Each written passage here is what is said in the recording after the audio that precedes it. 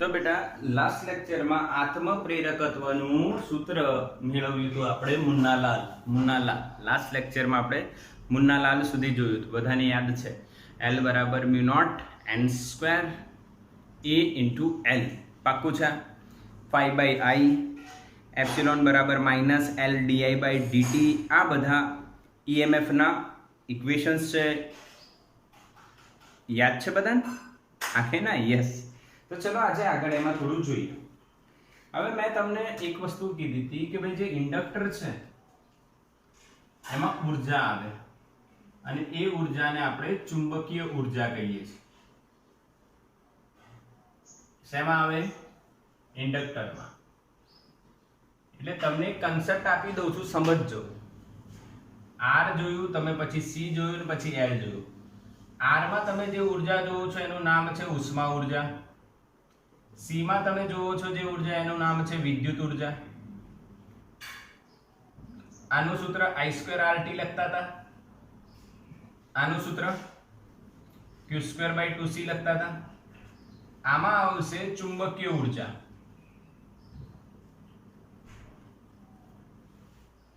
કઈ આવશે આમાં? ચુંબકીય ઉર્જા. એટલે ત્રણેયમાં ઉર્જા તો છે જ પણ અલગ અલગ છે. હવે અહીંયા ચુંબકીય ઉર્જા કેટલી આવે કઈ રીતના આવે સમજીએ, કન્સેપ્ટ સમજીએ. પૂરેપૂરો કન્સેપ્ટ સમજીશું તો જ આપણને ખ્યાલ આવશે બેટા કે આપણે બરાબર ભણી રહ્યા છીએ. ઓકે, તો કન્સેપ્ટ સ્ટાર્ટ કરીએ. કન્સેપ્ટ એવો છે ઇન્ડક્ટરમાં ચુંબકીય ઉર્જા કઈ રીતના આવશે, શું છે આ લોજિક. તો ધ્યાન આપજો. આ ઇન્ડક્ટરની સંજ્ઞા દોરું છું બેટા. સોલેનોઇડ, ગુચડું એટલે ઇન્ડક્ટર. હવે એને તમે બેટરી સાથે જોઈન્ટ કરો છો. હવે એ બેટરી એમાં કેટલો પ્રવાહ પ્રસ્થાપિત કરવા માંગે છે? I. આનું શું છે? L એ ઇન્ડક્ટન્સ કહેવાય. L શું કહેવાય? ઇન્ડક્ટન્સ. અને ઇન્ડક્ટર, ધ્યાન આપજો અહીંયા. અવરોધમાં બી મેં તમને આ વાત કરી હતી બેટા, રેઝિસ્ટન્સ અને રેઝિસ્ટર.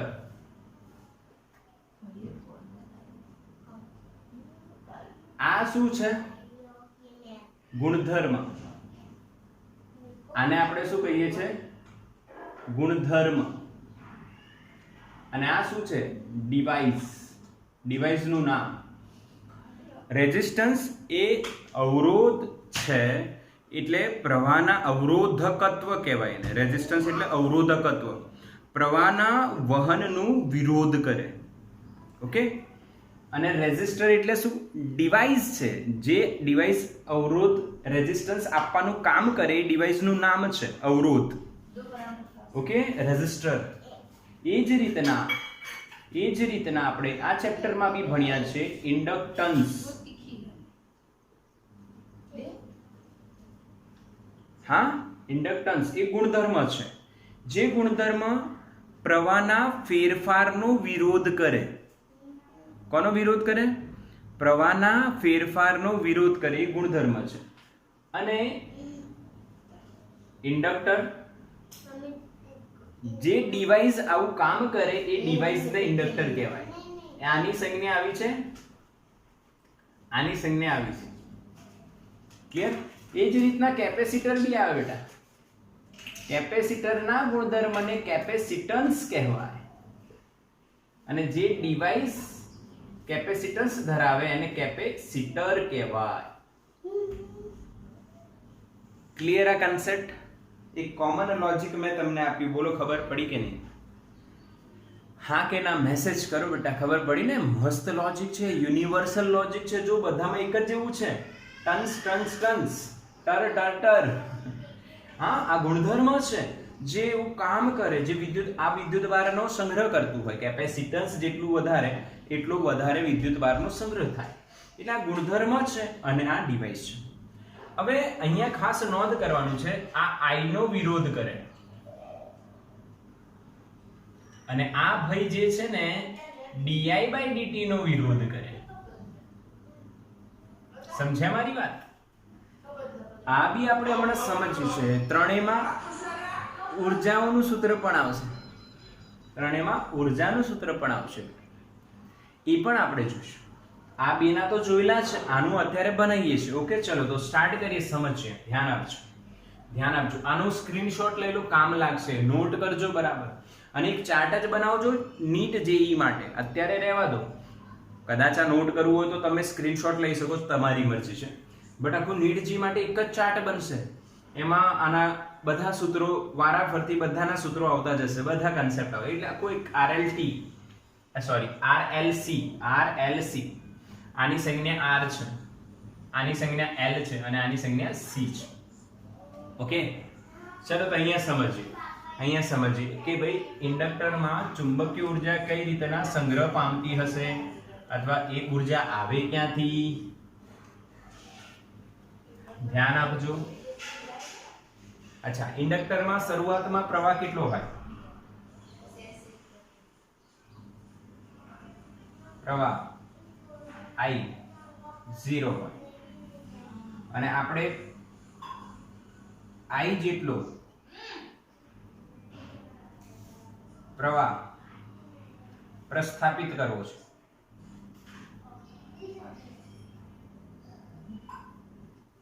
હવે તમારે પ્રવાહ પ્રસ્થાપિત કરવો હોય તો કાર્ય કરવું પડે, કેમ કે ઇન્ડક્ટર જે છે પ્રવાહના ફેરફારનો શું કરે છે? વિરોધ કરે છે. તો એ કાર્ય કરશો તો એમાં ઉર્જા સ્વરૂપે સંગ્રહ પામશે. એ કાર્ય કર્યું એ ઉર્જા સ્વરૂપે સંગ્રહ પામે છે અને એ ઉર્જાને ઇન્ડક્ટરની ચુંબકીય ઉર્જા કહે છે. બસ સિમ્પલ. તો તમે કાર્ય શોધી કાઢો. તો કાર્ય કઈ રીતના શોધવાનું? તો આપણને કાર્ય કઈ રીતના શોધાય? તો અહીંયા તમને કાર્યનું સૂત્ર મગજમાં એવું આવે, ઇન્ટિગ્રેશન f dx. બરાબર, બળ કેવું? અહીંયા બળ કયું? dx. સ્થાનાંતર કઈ રીતના? તો એક બીજી ટ્રીક છે, તમે અહીંયા પાવરનો યુઝ કરશો. પાવરનો યુઝ કરશો તો p બરાબર શું લખાય બેટા? એપ્સિલોન નું મૂલ્ય ઇન્ટુ I લખાય કે ના લખાય? ઇન્ડક્ટર સાથે સંકળાયેલું EMF કેટલું? એપ્સિલોન બરાબર -L di/dt. આત્મપ્રેરિત EMF એટલે ખબર છે આપણને, v ઇન્ટુ I. પાવર બરાબર v ઇન્ટુ I. અચ્છા, પાવર એટલે કાર્ય કરવાના સમય દરને પાવર કહેવાય. કાર્ય કરવાના સમય દરને એટલે dw/dt. હવે અહીંયા એપ્સિલોન ઇન્ટુ I, એપ્સિલોન નું મૂલ્ય લખવાનું છે તો L di/dt અને I આ dt કટ થઈ ગયા બરાબર. હવે આપણને શું મળ્યું? dw બરાબર Li di. સૂક્ષ્મ કાર્ય મળ્યું. di જેટલો પ્રવાહ પ્રસ્થાપિત કરવો હોય, હા, di જેટલો પ્રવાહમાં ફેરફાર કરવો હોય, પરિપથમાં I પ્રવાહ વહી રહ્યો હોય અને આપણે di જેટલો ફેરફાર કરવો હોય તો આપણે આટલું કાર્ય કરવું પડશે. તો કુલ કાર્ય કેટલું થાય? કુલ કાર્ય W બરાબર ઇન્ટિગ્રેશન dw. હવે ઇન્ટિગ્રેશનમાં L અચળ, I di અંદર અને લિમિટ 0 થી I સુધીનો પ્રવાહ પ્રસ્થાપિત કરવો છે. તો ચલો અહીંયા L ઇન્ટિગ્રેશન કરીએ, I²/2 થશે ને? અરે હા કે ના? I નો di ની સાપેક્ષે છે એટલે di છે તો I નો I²/2 થશે. પાવરનો નિયમ, ઘાતનો નિયમ. બસ લિમિટ મૂકો I -0 એટલે ખાલી I મૂકવાનું એટલે ડાયરેક્ટ આન્સર શું આવશે? Half Li². જો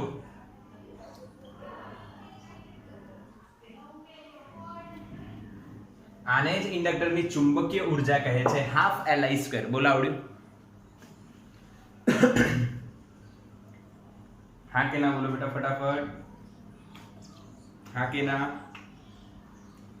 યસ, બિલકુલ સિમ્પલ છે. બોર્ડ માટે સારો ક્વેશ્ચન છે, 2 માર્કમાં પૂછાઈ શકે એવો ક્વેશ્ચન છે. પાવર બરાબર એપ્સિલોન ઇન્ટુ I. એટલે તમારે થિયરી લખવી પડશે પહેલા કે ભાઈ કેમ આપણે આવું કરી રહ્યા છે.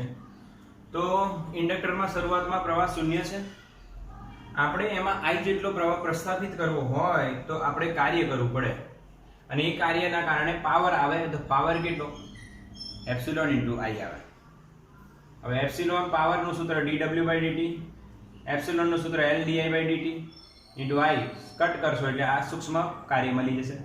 કુલ કાર્ય સંકલનથી મળી ગયું એટલે આન્સર શું આવશે? Half Li². Half Li².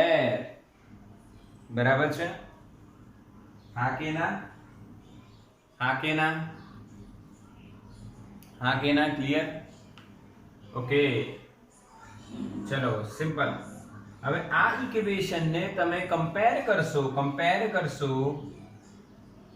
કોની જોડે? ગતિ ઉર્જાના સૂત્ર જોડે. તો તમને એક વસ્તુ જોવા મળશે. શું જોવા મળશે ભાઈ? કે અહીંયા જે m કામ કરે છે એ જ કામ અહીંયા કોણ કરે છે? l. કેમ ભાઈ? તો આ v શું છે? dx/dt. i શું છે? dq/dt. ઓકે, એટલે બંનેમાં સિમિલારિટી છે. અહીંયા x છે, અહીંયા q છે, અહીંયા i છે, અહીંયા v છે, તો અહીંયા l છે, તો અહીંયા શું છે? m છે. જેમ રેખીય ગતિમાં ન્યૂટનના ગતિના નિયમોમાં બેટા દળ એ જડત્વ હતું, એમ ઇલેક્ટ્રિકલ સર્કિટમાં વિદ્યુત પરિપથમાં જડત્વ કોણ છે? L. ઇન્ડક્ટન્સ. ખબર પડે? જેમ દળ એ ગતિનો વિરોધ કરે તેમ ઇન્ડક્ટર એ પ્રવાહના ફેરફારનો વિરોધ કરે છે. હા કે ના? સમજ્યા પડે? જેમ દળ એ વેગનો વિરોધ કરે એમ ઇન્ડક્ટર એ પ્રવાહના ફેરફારનો વિરોધ કરે. જેમ દળ એ વેગના ફેરફારનો વિરોધ કરે તેમ ઇન્ડક્ટર એ પ્રવાહના ફેરફારનો વિરોધ કરે છે. બેટા આનો સ્ક્રીનશોટ લઈ લો ફટાફટ.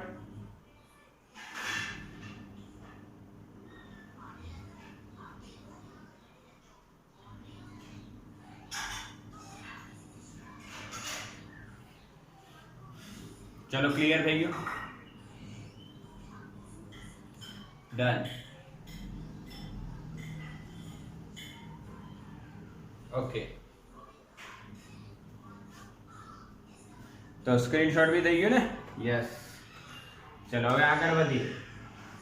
સ્ક્રીનશોટ બી થઈ ગયું અને ઇન્ડક્ટરની કથા પણ પૂરી થઈ ગઈ. હવે જો એક કન્સેપ્ટ તમે સમજી ચૂક્યા છો અને બધા કન્સેપ્ટ આપણે માઇન્ડમાં સ્ટોર રાખવાના છે અને ફિઝિક્સમાં બધું ફરીને એક જેવું થઈ જાય એટલે યાદ રાખવું બહુ ઈઝી છે. બધા એમ વિચારે કે ફિઝિક્સમાં કેટલા બધા સૂત્રો આવે. હવે તમે જો બધા સૂત્રો કનેક્ટેડ છે, છે. 11માં ભણ્યા હતા હાફ mv², પછી હાફ cv². હા કે ના? હાફ cv² બી ભણ્યા, હાફ li². બધામાં એક જેવું જ છે, સેમ ટુ સેમ, એટલે ચિંતા કરવાની નહીં. હવે અહીંયા આપણે બે પ્રેરકત્વ બતાવી દીધા, તો બંનેનું કમ્પેરિઝન કરી નાખીએ. L અને અન્યોન્ય પ્રેરકત્વ M, બંનેનું કમ્પેરિઝન કરીશું. ઓકે, ચલો આમાં પહેલી વાત શું આવે? તો કે વ્યાખ્યા આવે. ચલો, વ્યાખ્યા તો આવડે ને બધાની? હા, વ્યાખ્યા માટે જે સૂત્રનો ઉપયોગ કરીએ છીએ એ સૂત્ર અહીંયા લખી નાખું છે એટલે તમને ખબર પડી જશે. phi/i એટલે કે n સ્મોલ phi/i. આ કેપિટલ phi છે બેટા.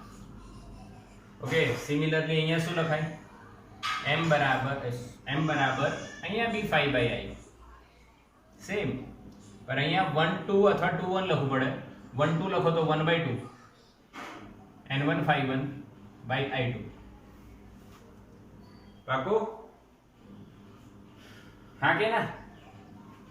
એકમો બંનેના સરખા એટલે એનું કમ્પેરિઝન હું નથી કરતો, પણ જો સૂત્ર બી સરખું છે.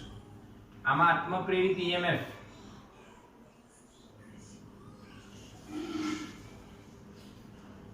એપ્સિલોન બરાબર -L di/dt લખતા હતા.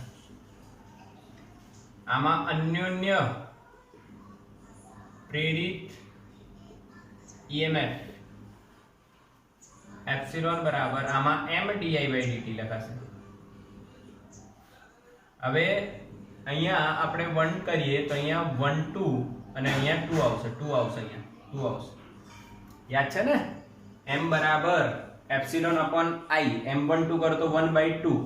સમજી ગયા? એ રીતના તમે યાદ રાખી શકો. આ રીતના m બરાબર એપ્સિલોન અપોન di/dt. તો અહીંયા 1 2 કરો તો અહીંયા 1/2.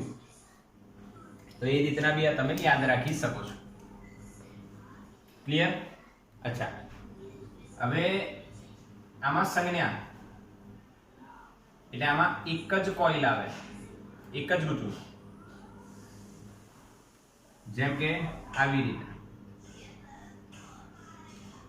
જ્યારે આમાં શું છે, ત્રીજામાં ભાઈ, આમાં ત્રીજા પોઈન્ટમાં અન્યોન્ય પ્રેરકત્વમાં બે કોઇલ આવે, બે કોઇલ આવે બેટા. અને સંજ્ઞા કેવી થશે એ દોરું છું અહીંયા.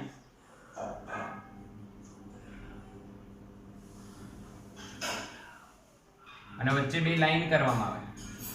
આ જે બે લાઈન છે એવું બતાવે છે કે ગૂંચળો 1 અને ગૂંચળો 2 જોડાયેલા છે.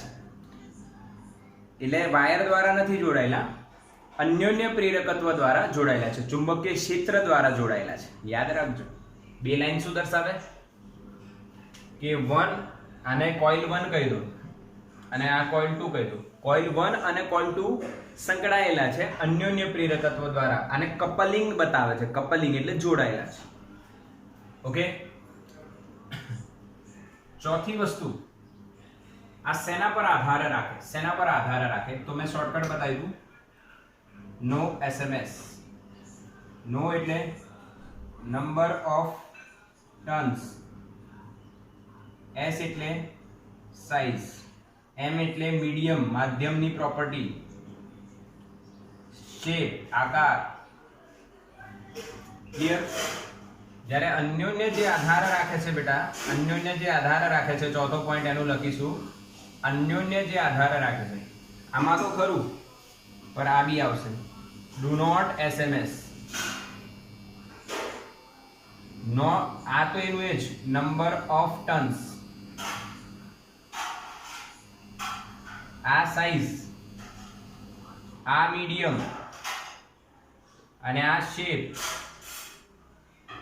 ઓકે, હા, બટ અહીંયા આવશે આ બે વસ્તુ, બે ગૂંચળાઓ વચ્ચેનું અંતર અને એમની વચ્ચેનો ખૂણો એટલે ઓરિએન્ટેશન. ખૂણો એટલે ઓરિએન્ટેશન ને ખૂણો ના કહેવાય, ગોઠવણી કહેવાય. ઓરિએન્ટેશન ને ગોઠવણી કહેવાય. ઓકે, આનો અર્થ સમજાવું છું તમને. જો સમજજો આનું. જો આ કોઇલ છે બરાબર, એમાં પ્રવાહ તમે પસાર કર્યો તો એનું ચુંબકીય ક્ષેત્ર બન્યું આજુબાજુ. હવે બીજી કોઇલ બહુ દૂર મૂકશો તો ઓછું સંકળાશે, અને જેટલું ઓછો ફ્લક્સ સંકળાશે, ઓછી ક્ષેત્ર રેખાઓ સંકળાશે, એટલું તમને ખબર છે એમ ઘટી જશે. સમજ્યા કે નહીં સમજ્યા? હા કે ના? બોલો, મેસેજ કરો. તો એક પોઈન્ટ નોટ કરી શકો છો, એક પોઈન્ટ નોટ કરી શકો છો. આના વિશે પણ હું તમને GNET ના લેક્ચરમાં સાંજે લેવાનો છું. આજે એમાં ચર્ચા કરવાના છે ડિટેલમાં. અત્યારે જેટલું જરૂરી છે એટલું ચર્ચા કરી છે. ઓકે, બોર્ડ માટે GNET ની ચર્ચા સાંજના સેશનમાં કરીશું બેટા. બટ આ એક વસ્તુ સમજજો, જેટલું અંતર વધશે, જેટલું અંતર વધશે એટલું m નું મૂલ્ય ઘટશે, કેમ કે ઓછો ફ્લક્સ સંકળાશે. હા, જેમ ખૂણો બદલાશે, ગોઠવણી બદલાશે, તેમ પણ m બદલાશે. એ હું સાંજે તમને NEET G ના લેક્ચરમાં બતાવીશ. અત્યારે ખાલી ઇન્ટ્રોડક્ટરી પાર્ટ છે. ઓકે, ના હવે જો આગળ જઈએ. એકમ, એકમ બેટા વેબર પર એમ્પિયર. એકમો, એકમો બેટા વેબર પર એમ્પિયર, टेस्ला मीटर स्क्वायर पर एम्पियर और वोल्ट इंटू सेकंड पर एम्पियर અને છેલ્લે હેનરી. આમાં સેમ ટુ સેમ, પાંચમો પોઈન્ટ સેમ છે, એકદમ સેમ ટુ સેમ છે એટલે લખવાની જરૂર નથી. પારિમાણિક સૂત્ર શું આવે યાદ છે? યાદ છે કોઈને? પારિમાણિક સૂત્ર MLTA 12 - 22 બરાબર છું કે બનાવવું પડશે? મને ગૂંકેલું નથી પણ મને યાદ છે ત્યાં સુધી આવું જ આવે. યસ, 12 - 22. હા, સરસ સરસ. બોલો, ક્લિયર કમ્પેરિઝન? હા કે ના? એટલે આ વસ્તુ તમારે ખાસ ધ્યાન રાખવાની છે. સ્ક્રીનશોટ લઈ લેવાનો. લાસ્ટ પોઈન્ટ આજનો હું તમને પછી બતાવું છું. સ્ક્રીનશોટ લો બેટા. ચલો બેટા, એક હજુ કન્સેપ્ટ.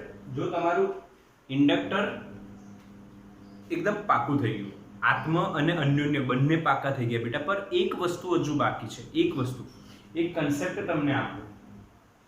જો એક મસ્ત કન્સેપ્ટની વાત કરીએ. એક ગુચડું હોય, બરાબર, એક ગુચડું હોય. આપણે જે ભણ્યા એની જ વાત કરી, ધ્યાન આપો. આપણે આવું ભણ્યા હતા અન્યોન્યમાં.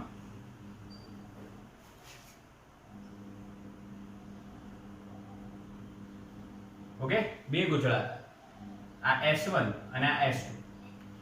ત્યારે આપણે એવું જોતા હતા બેટા કે એકમાં પ્રવાહ હોય, ખાલી એકમાં પ્રવાહ હોય, પરંતુ કદાચ એવું બને, માની લો જો આને આપણે બેટરી સાથે કનેક્ટ કરી દઈએ અને આને પણ આપણે બેટરી સાથે કનેક્ટ કરી દઈએ. ઓકે, આ V1 અને આ V2, આમાંથી I1 આવે અને આમાંથી I2 આવે. હવે તમે કહો કે S1 માં કેટલું EMF પ્રેરિત થશે? તો ધ્યાન આપજો, હું શું લખું છું, ધ્યાન આપજો. અહીંયા સોલેનોઇડ 1 સાથે સંકળાયેલ ચુંબકીય ફ્લક્સ. યાદ કરજો, આ જ વસ્તુ આપણે લખતા હતા N1 Phi1 બરાબર M12 I2, આવું લખતા હતા. યાદ કરો, જ્યારે S2 માં પ્રવાહ હોય, અને હા S1 ના સાથે સંકળાયેલા ફ્લક્સની વાત કરીએ તો આવું લખતા હતા. પરંતુ બેટા અહીંયા S1 માં પણ પ્રવાહ છે, તો એનો આત્મ બી આવશે ને અન્યોન્ય બી આવશે. તો ધ્યાન આપજો, મારી વાત સમજજો. અહીંયા હું લખીશ M11 I1, અહીંયા હું લખીશ M12 I2. M11 બીજું કશું જ નથી, એ L જ છે ફર્સ્ટ નું. તો L1 I1 plus M12 I2. આ સૂત્ર તમને શું બતાવે છે ખબર પડી? 1 સાથે સંકળાયેલું ચુંબકીય ફ્લક્સ એ તેના પોતાના પ્રવાહના કારણે અને બીજાના કારણે, સમજ્યા? પોતાના પ્રવાહના કારણે Li આવે, બીજાના કારણે Mi આવે. ડન ને? બિલકુલ ઈઝી. હા કે ના? ક્લિયર થઈ ગયું કે નહીં બેટા? મેસેજ કરો. Yes, clear. હવે બીજી વાત, S1 માં પ્રેરિત EMF,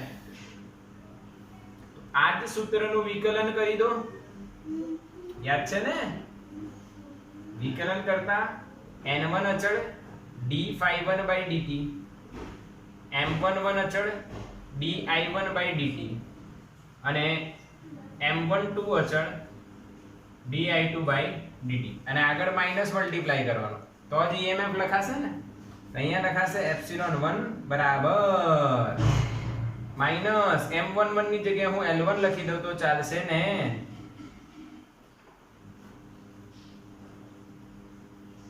બોલો, ખબર પડી? આને કહેવાય આત્મ અને આને કહેવાય અન્યોન્ય. સમજ પડી આ કન્સેપ્ટ? NCERT માં છે જ બેટા આ કન્સેપ્ટ. એવું નથી કે અમે નીટ જી નો અલગ કન્સેપ્ટ લઈને બહારથી એક્સ્ટ્રા ભણાવી રહ્યો છું. ના, NCERT છે. મેં તમને કીધું હું એક્સ્ટ્રા ભણાવીશ સાંજે એક લેક્ચર આપણે લઈશું ડેફિનેટલી, હા, નીટ અને જેઈ માટે, જેમાં આનાથી એક્સ્ટ્રા કરવું પડશે. પર આ ક્લિયર ટોપિક? બિલકુલ ગભરાવાનું નહીં આમાં, જરાય ગભરાવાનું નહીં. ચલો સ્ક્રીનશોટ લઈ લો, બેટા. તો બેટા હવે ઉદાહરણ છે આ ટોપિકમાં. શું છે જો 6.9 અને 6.10 બંને આપણે કરી શકીએ છીએ. ઓકે, ચલો સ્ટાર્ટ કરીએ. 6.9 હું વાંચું છું, સમજો.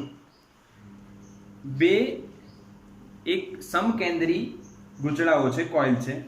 એક નાની છે અને બીજી મોટી છે, અને નાનાની ત્રિજ્યા મોટા કરતા બહુ જ નાની છે, અને એમની જે અક્ષ છે એક જ બિંદુ પર સંપાત થાય છે, એટલે સમકેન્દ્રી છે. હવે એમની જે ગોઠવણ છે એ ગોઠવણનું અન્યોન્ય પ્રેરકત્વ આપણે શોધવાનું છે. ચલો તો બેટા સમજીએ. એટલે આવી ગોઠવણ છે, સમકેન્દ્રી છે, એક જ સમતલમાં છે. આવો આ r1 ત્રિજ્યા છે અને આની ત્રિજ્યા r2 છે. તો આનું m શોધવાનું છે, આ તંત્રનું, આ ગોઠવણનું m શોધવાનું છે. આવું પ્રશ્ન પૂછાશે હો બેટા. આ એક જ આકૃતિ નહીં, આવું બી પૂછાય. ચેપ્ટર 4 મિક્સ થશે આમાં, ચેપ્ટર 4 મિક્સ થશે, આવું પણ પૂછાય.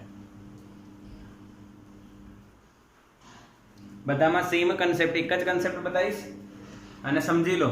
હા, આના કરતા અલગ પૂછાય, પછી તાર લેખ અને ઘણું બધું પૂછી શકે છે આમાં, પણ કન્સેપ્ટ સેમ જ હોય.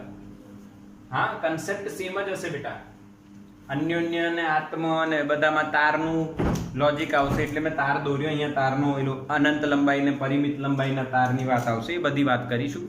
બટ પહેલા સમજીએ, આ જ કન્સેપ્ટ બધે ફોલો થશે, સેમ કન્સેપ્ટ. 90% 99% આપણે કહી શકીએ સેમ. હા, બોર્ડ માટે તો કોઈ વાંધો નહીં આવે.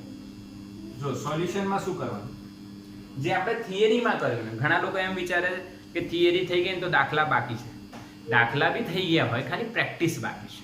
તો દાખલાની પ્રેક્ટિસમાં એવું છે, થિયરીમાં આપણે m શોધતા હતા, જ્યારે m ભણતા હતા ત્યારે આપણે શું કરતા હતા, બેમાંથી એક ગૂંચળામાં પ્રવાહ યુઝ કરતા હતા ને, અને બીજા સાથે સંકળાયેલું ફ્લક્સ.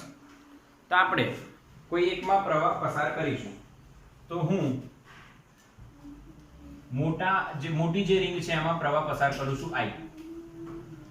તો એ પ્રવાહને કારણે અહીંયા કઈ બાજુ ચુંબકીય ક્ષેત્ર જશે, તો મેં ચોકડી કરું છું અહીંયા B2 ક્યાં જશે, અંદર. કેમ? પ્રવાહ સમઘડી દિશામાં છે, તો અંગૂઠાની દિશામાં કોણ જશે, ચુંબકીય ક્ષેત્ર B2. ચોથું, પાંચમું અને છઠ્ઠું લગભગ કંઈક ને કંઈક મેચ થશે, કંઈક ને કંઈક સૂત્રો અંદર આવશે, એટલે ધ્યાન રાખજો. ખાસ કરીને ચોથા અને છઠ્ઠાના તો બહુ મિક્સ થશે, પણ કશું મિક્સ જેવું છે જ નહીં, એક જ વસ્તુ છે, એક જ ચેપ્ટર છે એમ માનવાનું. ચલો, તો આની સાથે ફ્લક્સ સંકળાશે, તો સીધો હિસાબ લખીએ, M12 એટલે N151/I2. ક્લિયર? N1 આટાની સંખ્યા 1 છે. ફ્લક્સની ગણતરી થશે, ધ્યાન આપજો. ફ્લક્સની ગણતરી અહીંયા અલગથી કરીને બતાવું છું, એટલે તમને સિમ્પલ પડે. ફ્લક્સ કોની સાથે? 1 ની સાથે સંકળાયેલું. B નું ચુંબકીય ક્ષેત્ર, 1 નું ક્ષેત્રફળ અને M ની વચ્ચેનો ખૂણો 0 થશે. જો કઈ રીતના, B2 ક્યાં જાય છે? અંદર.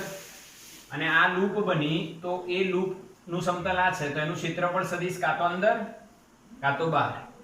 સરળતા ખાતર B ની દિશામાં લેશો એટલે cos 0 થઈ જશે, ઊંધું લેશો તો માઈનસ આવશે.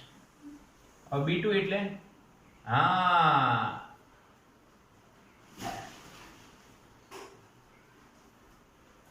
યાદ આવ્યું? રિંગના કેન્દ્ર પર ચુંબકીય ક્ષેત્ર મુન્ની સેન્ટર પર કેટલી વાર આવી હતી? 2 વાર આવી હતી. યાદ આવ્યું? હા કે ના? હા કે ના? n હટાવી દેવાનું, કેમ કે આટાની સંખ્યા 1 જ છે. સમજ્યા કે નહીં સમજ્યા? રિંગના કેન્દ્ર પર મુન્ની કેટલી વાર આવી હતી? 2 વાર આવી હતી બેટા. એ શોર્ટકટ છે, તો μ0ni/2r, પર આટાની સંખ્યા 1 એટલે આવી રીતના, અને અહીંયા આવશે 2r2. ક્ષેત્રફળ પહેલાનું πr1² cos 0 1. બસ આ વેલ્યુ અહીંયા પુટ કરી દઈશું આપણે. μ0, અચ્છા અહીંયા 2 આવશે, બીજાનું ચુંબકીય ક્ષેત્ર μ0 I2 πr1² 2r2. અહીંયા I2 તો છે જ નીચે, I2 કટ થઈ જશે અને આન્સર આવશે μ0 πr1² 2r2. જો ચેક કરો, આવ્યો આન્સર? જો ચેક કરો તો હા કે ના? સેમ આન્સર છે. યસ, ખબર પડી ગઈ? તો આનો સ્ક્રીનશોટ લઈ શકો છો તમે. મેં સમજાવ્યું ખાસ નોંધ કરજો, મેં સમજાવ્યું ખાસ નોંધ કરજો. તો બેટા લાસ્ટ એક્ઝામ્પલ 6.10 જો કે ભાઈ આપણે એટલે આ ટોપિકનો હજુ એક એસી જનરેટરના બાકી છે. obtain the expression for the magnetic energy stored in the solenoid in terms of magnetic field B, area A and length L of the solenoid. એટલે B, A અને L ના સ્વરૂપમાં ચુંબકીય ઊર્જાનું સોલેનોઇડની ચુંબકીય ઊર્જાનું સૂત્ર મેળવવાનું છે. પહેલામાં તો સોલેનોઇડની ચુંબકીય ઊર્જા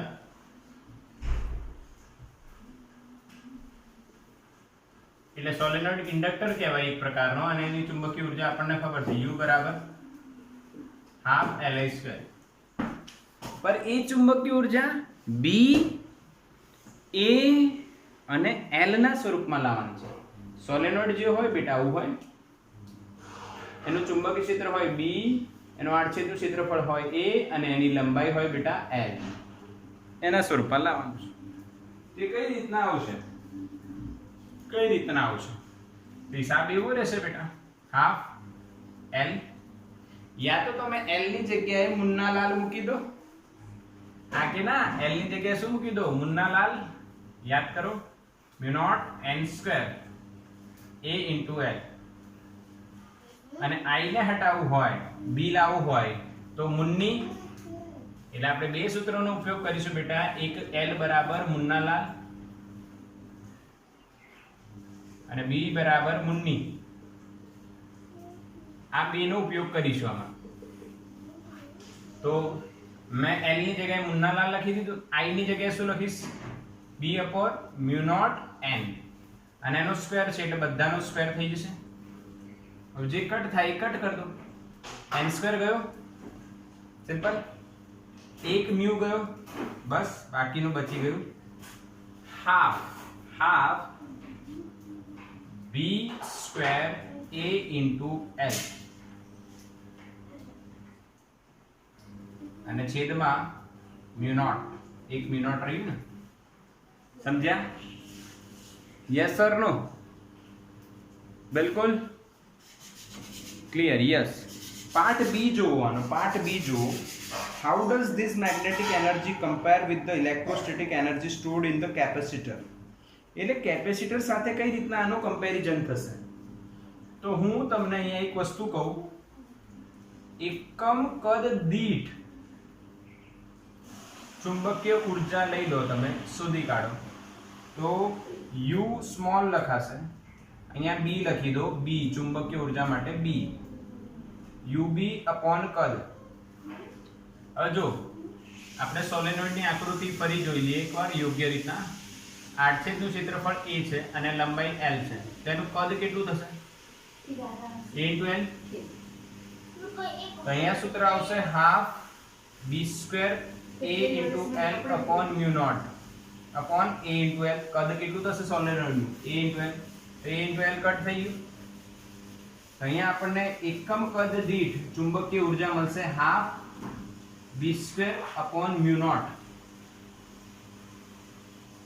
આવી ગયો આન્સર? કશું જ નથી કરવાનું, ખાલી કદ વડે ભાગવાનું છે ભાઈ. કદ વડે ભાગશો એટલે જવાબ આવશે. પરંતુ એ લોકો આપણને કેપેસિટરની યાદ અપાવે છે, તો કેપેસિટરની યાદ આવી જશે. કેપેસિટરમાં આપણને U E જે મળતું હતું, હાફ CV². C ની વેલ્યુ મૂકવાની, V ની વેલ્યુ મૂકવાની. યાદ કરાવો કે આવડી જશે. હાફ CV², C ની વેલ્યુ મૂકવાની A ε0/d, V ની વેલ્યુ મૂકવાની બેટા E into D, બંનેનો સ્ક્વેર. ઓકે, D કયો? 1. તો આપણને જવાબ મળે હાફ ε0 E² AD. D ની જગ્યાએ લંબાઈ L લઈ લો બેટા, તો same to same copy paste લાગશે. જોજો આ UE અને એકમ કદ દીઠ લો તો U/V કરીએ, UE/V એટલે સ્મોલ UE શું મળશે? જો હાફ ε0 E². બોલો ખબર પડી? આમે યાદ કરાયું બેટા, યાદ કરાયું. ચોપડીમાં અત્યારે નહીં આપેલું, પણ મેં યાદ કરાયું તમને આ કન્સેપ્ટ. હવે કમ્પેર કરો તો તમને દેખાશે μ0 1 છે, એની જગ્યાએ ε0 છે. તો ચેપ્ટર 4 અને 5 માં મેં તમને બંને વખત બતાવ્યું હતું. અને જ્યાં B છે ત્યાં E છે. દેખાય છે કમ્પેરિઝન? આ તો આપણે જોઈ ચૂક્યા છે. એટલે અહીંયા પણ એવું સાબિત થાય છે કે બંનેમાં સમાનતા જોવા મળે છે. મેં તમને પહેલા કીધું હતું બેટા, જ્યારે હું તમને કમ્બાઇન્ડ નીટ જીના સૂત્રો રિવિઝનમાં યાદ કરાવીશ ને ત્યારે તમને એવું થશે, ખાલી હું તમને મોસ્ટ પ્રોબેબલી 11માના સૂત્રો તૈયાર કરવાના કહીશ, જે આપણે 9, 10, 8, 9, 10 થી તૈયાર કરી રહ્યા છીએ. એ તૈયાર થઈ જશે ને તો એના બેઝિસ પરથી હું 7મું ચેપ્ટર ચાક ગતિ એના સૂત્રો યાદ રખાઈ દઈશ. પછી ફ્લુઇડ મિકેનિક્સ એના સૂત્રો બી યાદ હું રખાઈ દઈશ. અને પછી આ વિદ્યુત, ચુંબકીય બધું એક જ છે બેટા, કશું જ નહીં. જો બધું લિંક મેં સેટ કરી. અને ચોપડીમાં પણ એવું કહે છે કે સામ્યતા બતાવો, કમ્પેર કરો, તો કમ્પેરિઝન છે. બોલો પાકો આ ટોપિક? બિલકુલ. લાસ્ટ ટોપિક બાકી આનો એસી જનરેટર, પછી ચેપ્ટર પૂરું, કાલે પતી જશે. હા, તો હોમવર્કમાં શું રહેશે એ સમજો. જે ચાલ્યું એ તો ખરું જ. અને સ્વાધ્યાયના આના 2 કે 3 જ દાખલા છે. સ્વાધ્યાયનો મતલબ જાતે ટ્રાય કર્યું, સ્વ અધ્યયન. તમને એવું લાગશે કે સર અમને કેમ સ્વાધ્યાય નથી કરવા દેતા? સોરી, ઊંધું લાગે છે. કેમ સર સ્વાધ્યાય બધા દાખલાઓ કેમ નથી કરાવતા? કેમ ખાલી ડાઉટ જ કરાવે છે? તેનું રીઝન છે બેટા, જ્યાં સુધી તમે ટ્રાય નહીં કરો તો તમને કઈ રીતના આવડશે? જો હું આખું સ્વાધ્યાય, હા તમે એવું કદાચ સાંભળેલું હશે કે ભાઈ બધો સ્વાધ્યાય આ સર બધું જ સ્વાધ્યાય કરાવી દે છે. અરે યાર, એનું મિનિંગ શું? વિચારો. તમે ટ્રાય જ નહીં કરો તો તમને આવડશે ક્યાંથી? મેં કરાવી દીધા પછી તમે કરશો તો એનો કોઈ અર્થ નથી. આ ખાસ નોંધ કરજો. જો આગળ વધવું હોય તો જાતે ટ્રાય કરો. જી નીટના દાખલાઓ પણ જાતે ટ્રાય કરો. જો કે સાંજે હું સેશન લેવાનું છું 5 વાગે. આનું સ્ક્રીનશોટ લઈ લો બેટા.